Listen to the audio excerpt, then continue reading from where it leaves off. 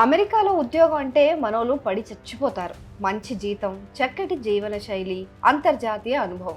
ఈ ఆశలతో లక్షల మంది మన తెలుగు యువకులు చెప్పాలంటే ముఖ్యంగా అమెరికాకి ఈ ఆశలతోనే వెళ్తూ ఉంటారు. వెళ్ళి చాలా కాలం పాటు ఉద్యోగ వేటలో ఉంటారు. చిన్న చిన్న జాబ్స్ చేస్తూ ఉంటారు. ఉద్యోగాలు దొరకలేవు అంటారు. దీనికి అంత కారణం కూడా అక్కడ ఏర్పడిన కొంత ఉద్యోగాల కొరత అనే చెప్పాలి. సో జాబ్ స్కేర్సిటీ కొంచెం ఉంది కాబట్టి మేబీ అక్కడ జాబ్స్ దొరకడం కొంచెం కష్టం అవుతుంది అని మనం అంతా అనుకున్నాం. ఈ మధ్య ట్రంప్ వీసా ఆంక్షలు కఠినతరం చేసినప్పుడు కూడా మనం వాళ్ళంతా విచ్చలవిడిగా అమెరికాకు వచ్చేస్తే అక్కడ స్థానికులకు ఉద్యోగాలు కొరత వచ్చేస్తుందేమో అని భయపడి ఇదంతా చేస్తున్నారు అని మనం అనుకున్నాం.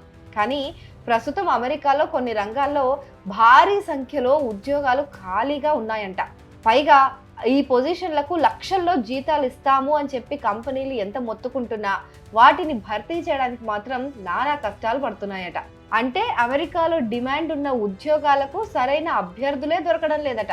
ఈ వింత పరిస్థితి వెనుక కొన్ని బలమైన కారణాలు కూడా ఉన్నాయి. మరి ప్రస్తుతం అమెరికాలో అత్యంత డిమాండ్ ఉన్న భర్తీ కానీ ఆ 5 ఉద్యోగాలు ఏంటనే కదా మీ ప్రశ్న. చెప్తాను పదండి. First one, cyber security అనలిస్టులు.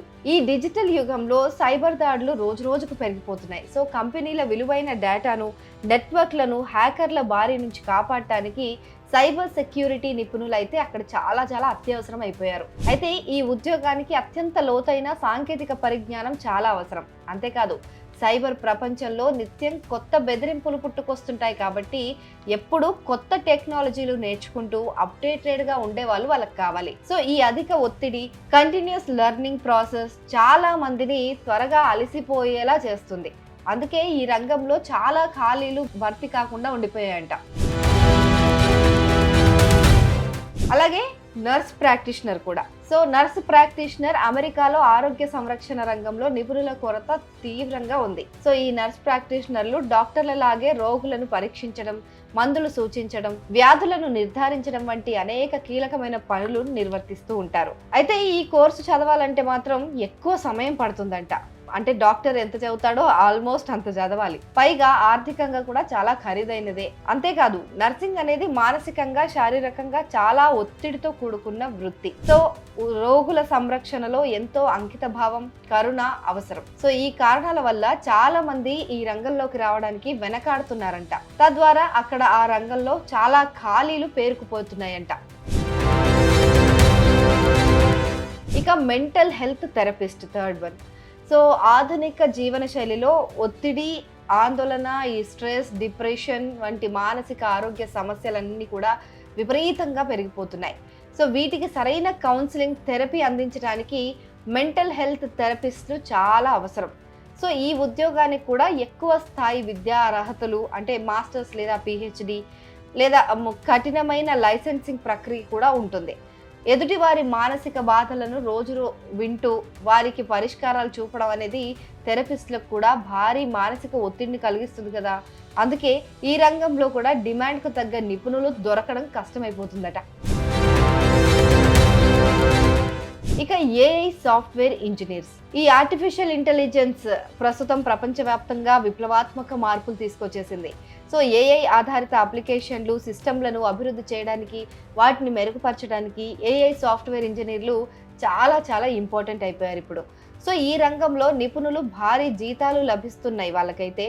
అయినా కూడా ఈ ఏఐ రంగంలో నిపుణులు చాలా తక్కువ మంది ఉన్నారంట. సో ఈ జాబ్కు కేవలం కోడింగ్ నాలెడ్జ్ ఉంటే సరిపోదు.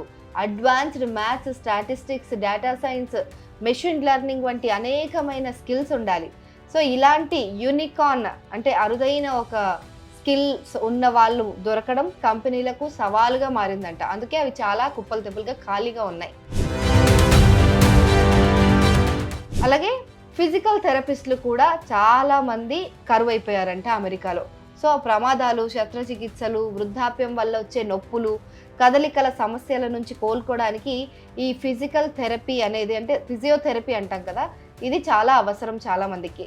సో వృద్ధుల జనాభా పెరుగుతున్న కొద్దీ ఈ రంగంలో డిమాండ్ కూడా బాగా పెరుగుతుంది. అయితే ఈ కోర్సు అంటే doctor of physical therapy, DPT, చాలా కఠినమైనది, ఖరీదైనది కూడా. అంతేకాదు ఫిజికల్ థెరపీ అనేది రోగులకు శారీరకంగా సహాయం చేయాల్సి ఉంటుంది కాబట్టి శారీరకంగా కూడా కష్టమైన పని. సో ఈ వృత్తిలోకి వచ్చేవారు తక్కువగా ఉన్నారనమాట. సో డిమాండ్కు తగ్గట్టు సరైన నిపుణులు ఇందులో అందుబాటులో లేరట. మొత్తానికి అమెరికాలో లక్షల్లో జీతాలు ఇచ్చే అత్యంత కీలకమైన ఈ ఉద్యోగాలు ఉన్నా కూడా వాటిని భర్తీ చేయడానికి సరైన క్యాండిడేట్స్ దొరకట్లేదట. సో దీనికి ప్రధాన కారణాలు అవసరమైన అర్హతలు చాలా కఠినంగా ఉండటం, పైగా ఎక్కువ చదువులు కావాల్సి రావటం, పని ఒత్తిడి ఎక్కువగా ఉండటం, ఇంకా పరిశ్రమ అంచనాలు చాలా ఎక్కువగా ఉండటం. అంటే ఒకవైపు టెక్ దిగ్గజాల్లో ఉద్యోగ కోతలు జరుగుతున్నాయని ఆందోళన చెందుతుంటే, మరోవైపు ఏమో అత్యంత డిమాండ్ ఉన్న జాబ్స్కి మనుషులే దొరకట్లేదు. సో ఈ పరిస్థితి అమెరికా ఆర్థిక వ్యవస్థలో ఒక వింత వైరుధ్యాన్ని, నైపుణ్యాల కొరతను స్పష్టంగా చూపిస్తుంది. సో మన తెలుగు యువత ఈ రంగాలపైన దృష్టి పెడితే భవిష్యత్తులో ఏమైనా మంచి అవకాశాలు ఉంటాయేమో ట్రై చేయండి.